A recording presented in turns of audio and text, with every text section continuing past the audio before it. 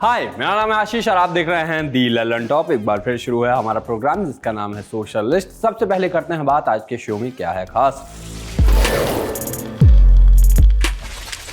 Twitter पर क्यों trend में नहीं कंगना रनौत, याद दिलाएंगे आपको बचपन की अफवाहें, क्यों एआई को हम इंडियंस से डरना चाहिए, इस पे बात करेंगे। और पिक ऑफ द डे में हम बात करेंगे रजनीकांत जैसे दिखने वाले चाय वाले की। ट्विटर पर एक नाम बड़े दिनों बाद वायरल दिखा, कंगना रनौत का। लेकिन क्यों? कंगना इस दशहरा में राजधानी दिल्ली में थी। कंगना यहाँ के लवकुश रामलीला में रावण दहन करके इतिहास रच डाला उन्होंने। 50 साल के इतिहास में पहली बार ये हुआ कि किसी महिला ने रावण के पुतले का दहन किया, लेकिन दहन करते वक्त उनसे बाण नहीं चला और वीडियो वायरल हो गया, सोशल मीडिया पर चल गया। आप भी देख लीजिए वीडियो पहले तो। कंगना जी असत्य पे सत्य की जीत कर रही हैं।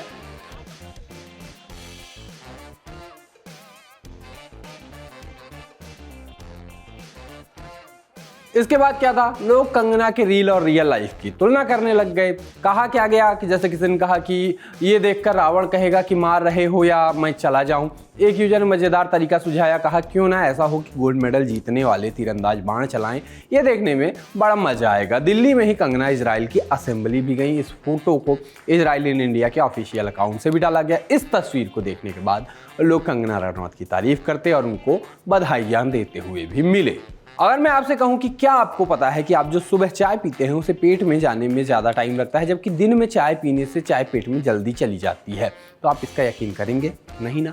लेकिन यही बात अगर आपके किसी दोस्त ने आपको बचपन में बता दी होती तो आप इस बात को ऐसे रट लेते जैसे यही इन्फॉर्मेशन आपके सिलेबस में आने वाली है और यही बात आपकी नैया पार लगाने वाली है। मैं ऐसा क्यों कह रहा हूँ?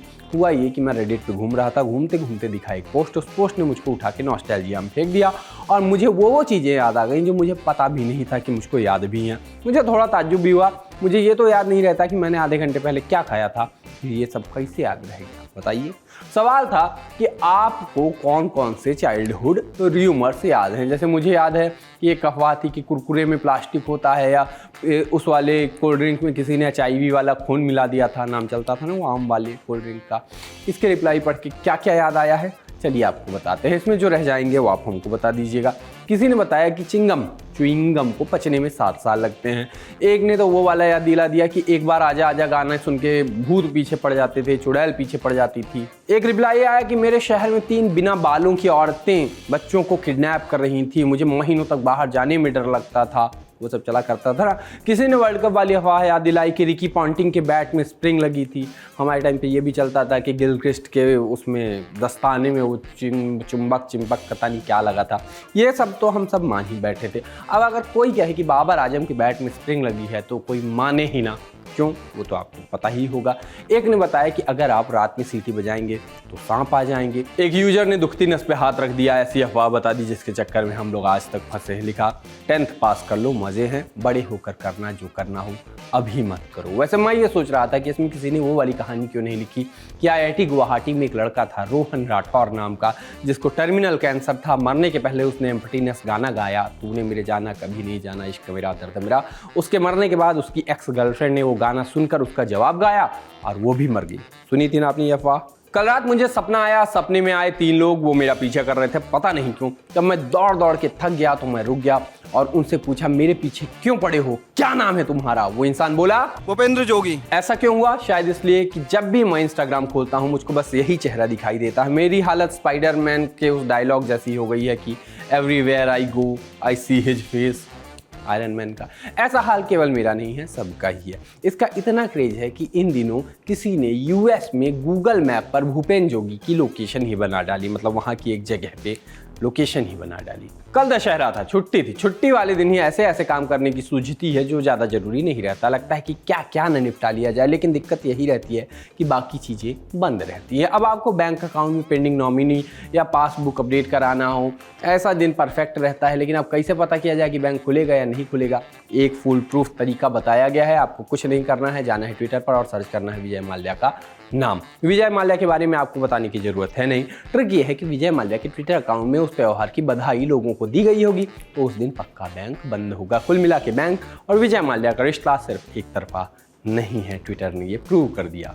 इससे पहले हमने विजय माल्या की बात की थी, अब बात करते हैं कैसे इंसान की जिसने एक ऐप को ही बेवकूफ़ बना दिया। फेसबुक में नीरज नाम के एक यूजर ने एक मज़ेदार पोस्ट की। लंबे से पोस्ट का सार ये था कि नीरज ने बेंगलुरु से उदयपुर की फ़्लाइट की। अब फ्लाइट जैसे ही बेंगलुरु से चली, दीपक ने स्त्रावा ऐप को ऑन कर दिया। स्त्रावा एक फिटनेस ऐप है और इसमें केवल भाग दौड़, वॉकिंग, साइकिलिंग वगैरह की एक्टिविटीज़ ट्रैक होती हैं। करीब 1 घंटा 54 मिनट बाद जब नीरज उदयपुर पहुंचे तो उन्होंने स्त्रावा ऐप की ट्रैकिंग को बंद कर दिया। वहां पहुंचकर ऐप ने बताया कि 1412 किलोमीटर की ये उनकी लाइफ की लॉन्गेस्ट रन है और इस रन से उन्होंने लगभग 1,41,647 कैलोरी बर्न कर दी है। खाली आदमी के दिमाग में सच में न जाने क्या क्या आ जाता है। वैसे लोग कह रहे हैं कि एआई से ये हो जाएगा, वो हो जाएगा, हमारी नौकरियां खा लेगी एआई। आप देख रहे हो इंसान की बुद्धि, कैसे कोई एआई इसका मुकाबला करेगा, बताइए कैसे करेगा। सोशल लिस्ट में अब बारी है पिक ऑफ द डे की, और पिक ऑफ द डे में आज बात करेंगे रजनीकांत की। वो नाम जिसे किसी इंट्रोडक्शन की जरूरत नहीं है। उनका एक तथाकथित वीडियो वायरल है, पहले देखिए वो तथाकथित वीडियो।